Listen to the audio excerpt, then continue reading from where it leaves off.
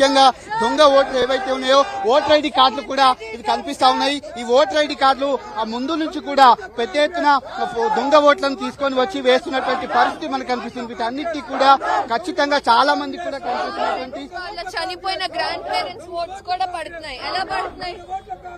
మాకు తెలిసిన వాళ్ళ గ్రాండ్ పేరెంట్స్ చనిపోయారు, వాళ్ళ ఓట్స్ క్యాష్ చేశారు. ఎవరు క్యాష్ చేశారు?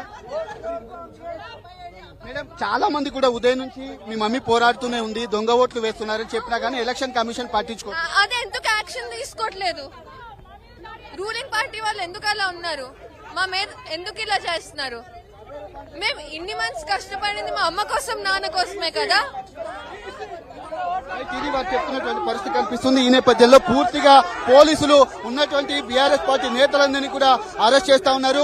పోలింగ్ బూత్ వద్ద కృష్ణానగర్ వద్ద ఉద్రిక్త పరిస్థితి ఏర్పడుతుంది. ఉన్నటువంటి వాళ్ళందరినీ కూడా అరెస్ట్ చేసినటువంటి దృశ్యాలు అయితే కనిపిస్తా ఉన్నాయి. కనీసం మానవత్వం లేకుండా పోలీసులు కర్కశంగా వ్యవహరిస్తున్నటువంటి తీరు ఇక్కడ మనకు అద్దం పడుతుంది.